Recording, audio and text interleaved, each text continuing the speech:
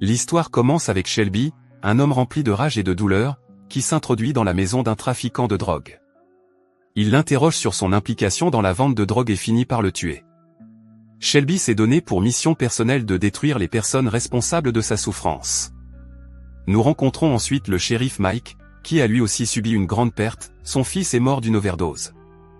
Shelby et Ruby étaient profondément amoureux et Shelby avait promis de l'épouser un jour, transformant sa simple bague en plastique en diamant. Le rêve de Ruby d'une vie heureuse avec Shelby a été interrompu lorsqu'elle a sombré de plus en plus dans la toxicomanie. Cela a brisé les espoirs de Shelby de l'épouser et de fonder une famille ensemble. Malgré ces difficultés, Ruby essayait désespérément d'arrêter la drogue. Elle avait même prévu de se rendre à l'église baptiste, espérant qu'elle pourrait l'aider à devenir sobre et à recouvrer la santé. Dans un moment de détermination, elle oblige Shelby à jeter tous ses stupéfiants dans les toilettes, montrant ainsi à quel point elle est sérieuse dans sa volonté de changer de vie. Shelby, en revanche, avait beaucoup plus peur d'arrêter. Le chemin vers la sobriété n'a pas été facile pour l'une comme pour l'autre. Toutes deux ont connu les symptômes douloureux de l'abstinence, nuit blanche, mains tremblantes, démangeaisons incontrôlables, larmes et agonie. La lutte était si intense qu'ils ont souvent douté de leur capacité à continuer. Ruby était particulièrement affectée par la douleur. À certains moments, elle a failli renoncer à la désintoxication, mais à chaque fois, elle a trouvé de la force dans le soutien de Shelby et du réconfort dans ses bras. Malgré son combat, Ruby était toujours déterminée à fréquenter l'église Saint-Baptiste et à travailler à sa guérison. Pendant ce temps, Shelby, essayant de garder espoir, se rend chez un prêteur sur gage à la recherche d'une bague en diamant pour symboliser sa promesse à Ruby. Il se promet de revenir avec assez d'argent pour acheter la bague. En sortant, il tombe sur Elvis, son ancien dealer, qui tente de lui refiler de la drogue.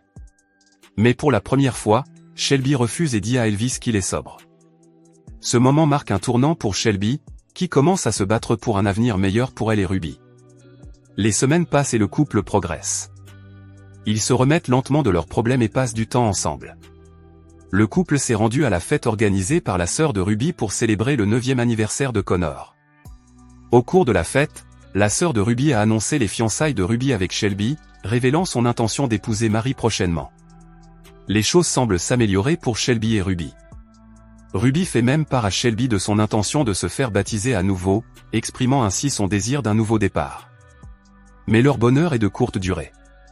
Elvis, ne voulant pas perdre ses clients, s'approche de Ruby et tente de lui proposer de la drogue. Ruby, prise dans un moment de vulnérabilité, est tentée mais aussi en conflit. La joie et les rires qui remplissaient leur vie commencent à s'estomper, car la présence d'Elvis ramène le trouble dans leur monde. La situation s'aggrave lorsqu'Elvis répand des mensonges sur Shelby et Ruby. Cela a provoqué des tensions et de la méfiance entre eux, menaçant de réduire à néant tous les progrès qu'ils avaient accomplis. Les actions d'Elvis étaient clairement motivées par son intérêt personnel. Le monde de Shelby s'est effondré lorsqu'elle a découvert le corps sans vie de Ruby, victime d'une overdose. Dans sa douleur et sa fureur, il a apporté le corps de Ruby au pasteur Paul, dans l'espoir d'exaucer sa dernière volonté d'être baptisé dans la rivière, même dans la mort. Furieux et n'ayant plus rien à perdre, Shelby décide de demander justice pour la mort de Ruby. Il est déterminé à détruire les responsables de sa dépendance et de sa mort. Le shérif Mike, qui a un lien personnel avec l'affaire, est bien conscient des intentions de Shelby. Mike comprend que la quête de vengeance de Shelby est inévitable. Il savait que Shelby ne reculerait devant rien pour que ceux qui avaient fait du tort à Ruby soient traduits en justice. La première cible sur la liste de Shelby était Elvis, son cousin, qui avait joué un rôle important dans la chute de Ruby en l'initiant à une série de drogues dangereuses. Elvis, sous la pression de son propre fournisseur, Darius, qui exigeait une augmentation des ventes, a décidé de révéler des informations cruciales. Il révèle à Darius qu'il fournit de la drogue à l'hôtel Brown de Columbus, où des chambres différentes sont utilisées chaque nuit pour les transactions. Le désespoir d'Elvis à fournir de la drogue à Ruby était en partie dû au problème qu'il rencontrait avec Darius, qui faisait pression sur lui pour qu'il augmente ses ventes. Déterminé à obtenir justice pour Ruby et à mettre fin au trafic de drogue qui avait conduit à sa mort, Shelby se rendit à l'hôtel Brown. Là, il interrompt une fête animée et confronte un certain Kenny. Shelby lui a demandé de manière agressive où il pouvait trouver les drogues qui avaient été consommées lors de la fête. Kenny, intimidé par l'ire de Shelby, a révélé qu'un certain Skitty vendait de la drogue dans la chambre 1507 de l'hôtel. Forte de cette nouvelle piste, Shelby se prépare à retrouver Skitty et à le traduire en justice pour son rôle dans la mort de Ruby. Lorsque Skitty s'est ouvert, Shelby l'a confronté de manière agressive, révélant qu'il était celui qui avait tué Elvis. Il prévient Skitty que Darius, son fournisseur, subira le même sort s'il ne se plie pas à ses exigences. Darius, conscient de la gravité de la situation et du danger qu'il court, tente de calmer Shelby en lui offrant $10 000, mais Shelby n'est pas intéressé par l'argent et cherche avant tout à obtenir les informations dont il a besoin. Avec une arme pointée sur lui, Darius a accepté de l'aider. Darius a révélé que son fournisseur, connu sous le nom de Coyote, vivait dans une grande maison sur Lake Street dans le comté de Canton. Forte de ces informations cruciales, Shelby quitte l'hôtel, prête à retrouver Coyote. Pendant ce temps, le shérif Mike arrive sur les lieux de la fusillade. Il apprend de Skitty que Shelby a obtenu de Darius la localisation de Coyote et qu'il se dirige vers le comté de Canton avec l'intention de le tuer.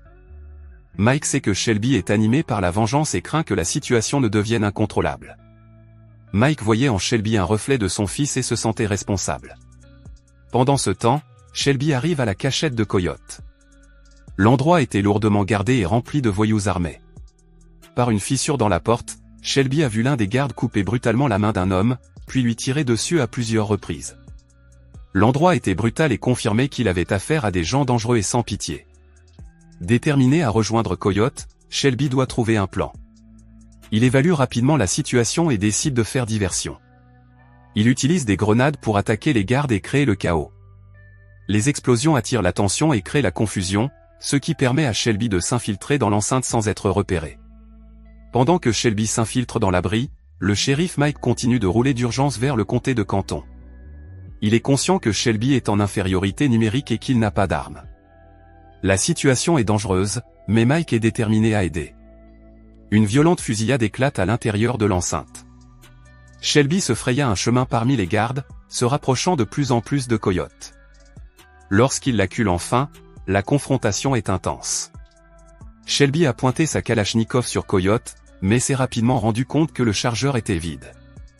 À court de munitions, les deux hommes sont contraints de se battre au corps à corps. Malgré les difficultés, Shelby parvient à maîtriser Coyote. Voyant qu'il perdait, Coyote tenta désespérément de s'enfuir vers le pays sauvage, mais Shelby n'avait pas l'intention de le laisser s'échapper. Après une poursuite tendue, il a finalement rattrapé Coyote et l'a capturé. En fouillant le téléphone de Coyote, Shelby a découvert qu'il y avait quelqu'un d'autre dans les coulisses, qui orchestrait les opérations de drogue. Cette personne était au sommet de la hiérarchie criminelle et Shelby savait qu'il serait essentiel de la trouver et de s'en occuper.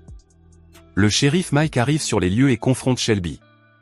Il le supplie de renoncer à sa quête de vengeance, affirmant que tuer Coyote ou qui que ce soit d'autre ne ramènera pas Ruby. Mike promet de rendre la justice comme il se doit et espère convaincre Shelby qu'il existe une meilleure solution. Au cours de cette confrontation intense, le partenaire de Mike est gravement blessé lorsqu'un des hommes restants de Coyote fait irruption sur les lieux. Au milieu du chaos, Coyote est finalement tué par le shérif Mike. C'est une victoire douce amère, car le danger est loin d'être écarté. Shelby, maintenant alimenté par un mélange de colère et de chagrin, suit les indices du téléphone de Coyote jusqu'à Peter, le beau-frère de Ruby. Peter était également un membre connu du groupe religieux et avait aidé Ruby à surmonter ses problèmes d'addiction. La découverte de l'implication de Peter dans le plan a été un choc pour Shelby. Une violente dispute éclate entre Shelby et Peter. Dans un rebondissement dramatique et déchirant, Shelby a utilisé la seringue qu'elle avait trouvée à côté du corps sans vie de Ruby pour tuer Peter.